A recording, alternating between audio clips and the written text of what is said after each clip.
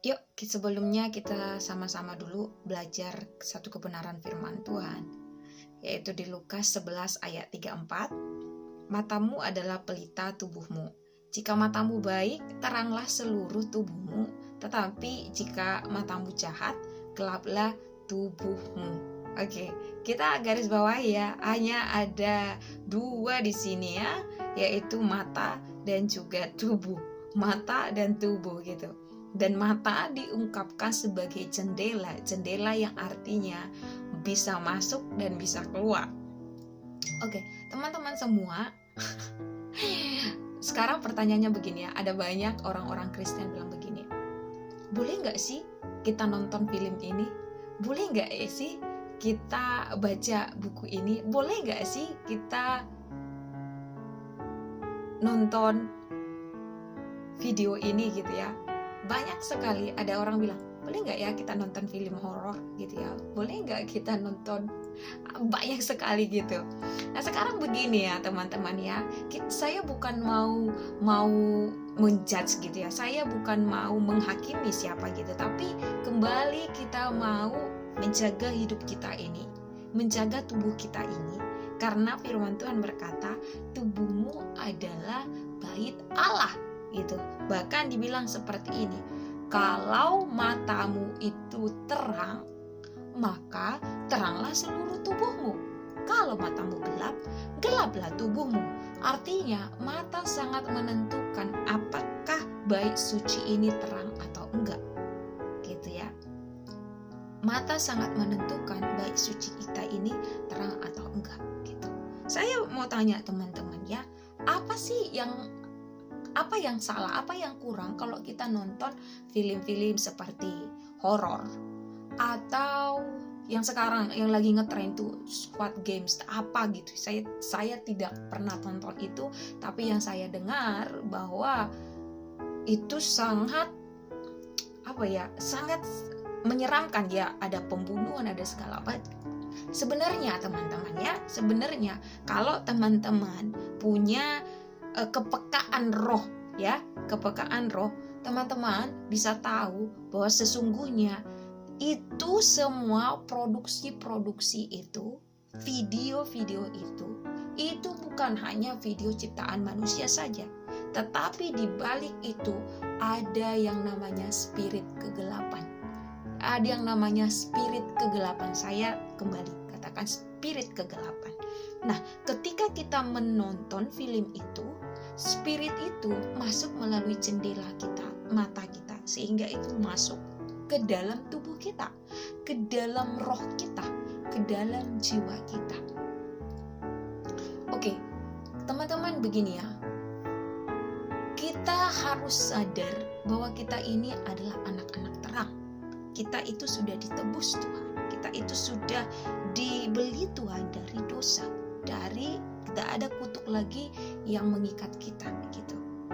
Tetapi itu menjadi free will kita, itu kan menjadi kehendak bebas kita. Apakah kita akan hidup lagi dalam kehidupan lama atau kita menyerahkan diri kita sepenuhnya kepada Tuhan gitu.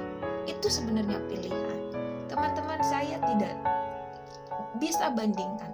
Teman-teman, kalau teman-teman sering nonton film horor, pasti ada seperti kadang ketakutan, kecemasan, ada seperti konsekuensi negatif yang tidak selamanya berkaitan dengan tontonan kita itu. Mungkin kita, aku nggak takut kok, aku makin berani dan segala macam. Tapi lihat, apakah bidang-bidang lain kehidupan kita itu tidak beres? Karena iblis selalu menawarkan sesuatu dan dia itu tidak pernah menawarkan secara gratis. Pasti akan ada selalu efek negatifnya. Apakah akhirnya menjadi studi kita nggak beres? Ataukah mungkin keluarga kita nggak beres? Ataukah mungkin hati kita itu nggak damai gitu ya? Lebih sering cemas. Itu teman-teman. Kita nggak tahu bagaimana iblis itu secara liciknya berusaha mencuri, berusaha menghancurkan hidup kita. Nanti setelah sharing kita ini, saya akan menunjukkan gimana cara kerja iblis itu mencoba mencuci otak, mencoba mengajarkan pengajaran-pengajarannya yang salah, sehingga sebenarnya dia sedang menanamkan sesuatu hal yang bertolak belakang dengan firman Tuhan, supaya menjauhkan anak-anak Tuhan dari kehidupan terang.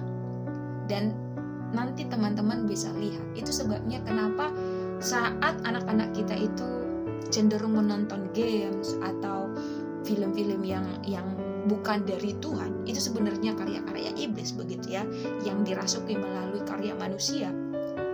Nanti akhirnya anak-anak kita lihat, kok anak saya itu apa ya, anger gitu ya, dia suka marah begitu, dia sikit-sikit belum apa-apa marah terus gitu ya. Kita ngomong baik saja dia langsung mencat gitu ya, dia langsung apa itu segala macam begitu. Sebenarnya itu efek samping dari devil, dari demonic spirit, dari spirit negatif yang ditonton oleh anak kita, bisa melalui game, bisa melalui movie gitu.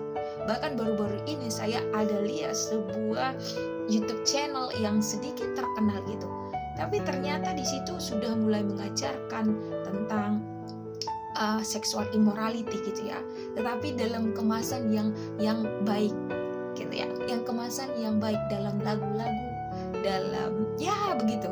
Tapi kalau itu terus didengarkan oleh anak kita, lama-lama apa yang didengarkannya itu akan menjadi sebuah pengetahuan, bisa merasuki jiwanya dan merasuki hatinya, sehingga nggak apa-apa kok, nggak apa-apa kok.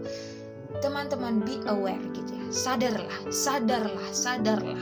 gitu, sadarlah. Kita harus mendekatkan hati kita kepada Tuhan dan meninggalkan segala bentuk-bentuk yang dibawa oleh iblis gitu. Kita harus bisa berbeda karena kita anak-anak terang, kita ciptaan Tuhan, kita diciptakan segambar dengan Tuhan gitu. Dan roh, jiwa, dan tubuh kita ini bukan lagi milik kita, kata Tuhan, itu milik Yesus. Kalau kita sudah terima Yesus, percaya Yesus, menyerahkan hidup kita untuk Yesus, artinya hidup kita bukan milik kita lagi. Jadi kita jangan gunakan sembarangan. Jadi para orang tua, berhati-hatilah gitu ya. Jangan hanya karena misalnya nggak apa-apa lah supaya anak kita terhibur gitu, akhirnya anak-anak kita berikan dia main game dan segala macam begitu. Lihatlah gitu apa efeknya gitu, kita ngelihat aja ada loh efeknya gitu loh. Belum lagi nanti yang efek lain yang dikerjakannya. Oleh sebab itu be careful, hati-hati, sadar gitu ya. Karena orang tua diberikan hak oleh Tuhan untuk mendidik anaknya gitu. Didiklah anak kita itu. Kata Yosua, aku dan seisi keluargaku, kami akan beribadah untuk Tuhan gitu. Jadi anak-anak itu harus kita didik gitu. Anak-anak itu di dalam kontrol kita gitu. Maka apa? Kalau anak-anak kita itu harus kita sortir apa yang ditontonnya, apa yang dibacanya gitu. Itu akan mempengaruhi dia, mempengaruhi pikirannya. Oleh karena itu, berikan, didik dengan kebenaran. Janganlah misalnya gara-gara orang tua, oke lah nggak apa-apa begitu ya, nggak apa-apa misalnya anakku nonton begini supaya dia sedikit happy dan segala macam. Nah, kalaupun menonton, berikanlah video-video yang membangun iman. Saya percaya di YouTube sekarang ada banyak video-video tentang mengajarkan nilai-nilai hidup, nilai-nilai yang karakter-karakter Kristus yang didesain dalam bentuk video untuk anak-anak. Berikan itu gitu loh. Guide your children gitu ya. Tuntun anakmu untuk mengenal Kristus. Jangan dibiarkan sesuka hati mereka gitu. Karena ingat, anak itu pertanggungjawaban bagi setiap orang tua gitu. Tuhan tidak akan pernah misalnya langsung bertanya bagaimana jiwa-jiwa kamu selamatkan atau enggak kepada setiap orang. Yang pertama, apakah engkau mendidik anakmu sesuai dengan kebenaran Kristus atau tidak? Itu yang akan dipertanggungjawabkan.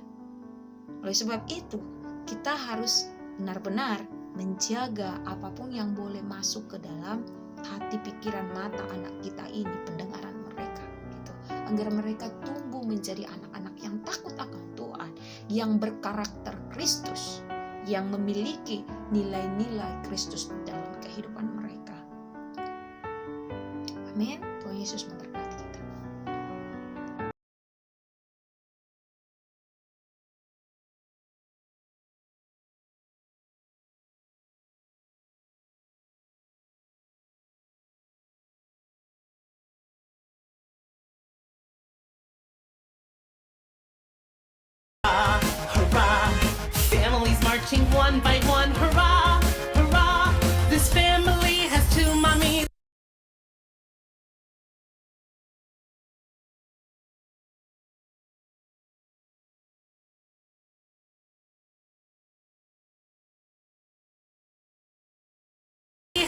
mommies, they love each other so proudly, and they all go marching in the big parade. Families marching 2 by 2, hurrah, hurrah. Families marching 2 by 2, hurrah, hurrah. This family has 2 daddies.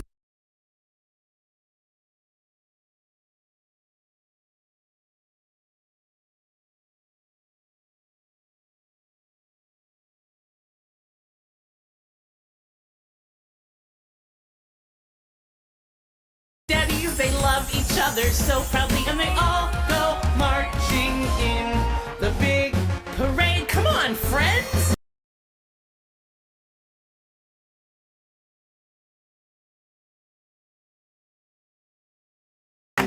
You must leave him. Off of him now. Generational curse must leave him in Jesus' name. 1, 2, 3. Thank you, Jesus. Leave her in Jesus' name. 1, 2, 3.